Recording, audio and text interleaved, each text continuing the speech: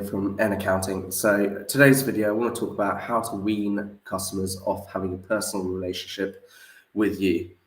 So we all know that when we first start our businesses, and if you're a recent startup, then this might be the main thing you're experiencing. Everyone wants to deal with you. And that's great because, people do buy people. And often by having that personal relationship with someone, you can actually get the work in through the door, and you can actually deliver a high quality service. But what you've got to then factor in is as your business grows, you then have to get staff and more people involved in the delivery of your product and service. So what then happens is when everyone just wants to deal with you, and then you've got other members of your team involved in the delivery of that service, it gets a lot more complicated.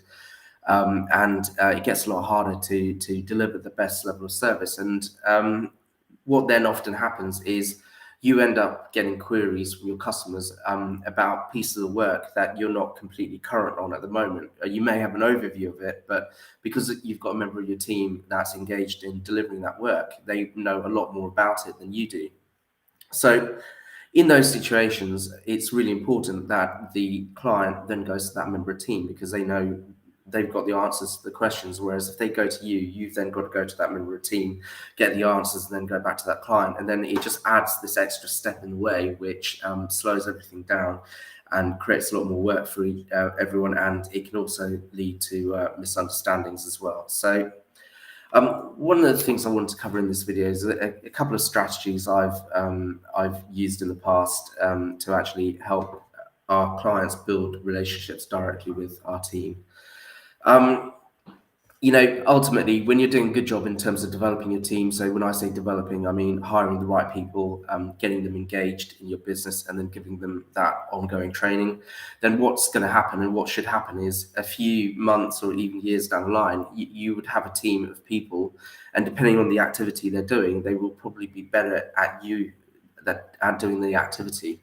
Obviously, there might always be things in your business that you hang on to, but the idea is because these people in your team are better at you at these particular activities because you've invested in that and also given them the opportunity to specialize, it makes absolute sense for your client to actually be dealing with them directly. Obviously, you're not abdicating, so you're always giving them some sort of overview. You're asking your team the right kind of questions. You're then doing some sort of debrief at the end and asking how that interaction went. You're making sure your checklists and your processes are being followed. So I'm in no way suggesting abdicating your responsibility. I'm talking about delegating part of this relationship. So really, to get your customers comfortable with dealing with members of your team, you've just got to explain to them why it's the most efficient way to do it and the best way for them to do it. So one of the main things is, highlight that this member of the team actually is a specialist in that particular area. So they definitely know what they're doing. As a business, you can do a bit more to build up the profile of your team members, especially on the social media side. If you've got people involved in your business and you're regularly presenting them on social media to your clients and your prospects, that's absolutely great. But one of the key things definitely is building up the credibility of the team, helping that client understand that, to get the most accurate and efficient response, it's best to go directly to that team member rather than you.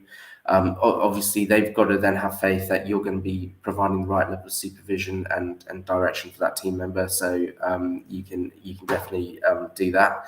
And also, you've got to train that team member to accept that query instead of you. So, when certain queries are passed around your business, there should be a process in place for the receiving team member to say, okay, well, firstly, introduce yourself to that client and also acknowledge that you've received that query from the person that just sent it to you or forwarded it to you in the team. And then they should be going in and explaining why they're the best person to actually help with that query.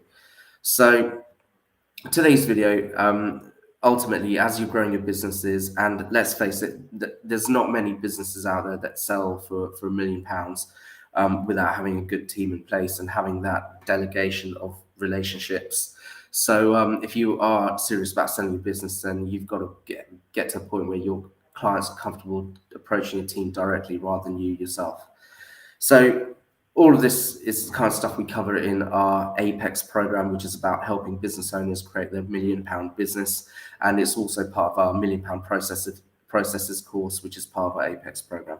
So if you're looking to build your business into something you can sell for £1 million, then get in touch with me, like, follow, share, comment, and let me know, and then we'll get you booked in for a free strategy meeting to discuss exactly how we can get your business from where it is now to being worth that £1 million. All right, thanks.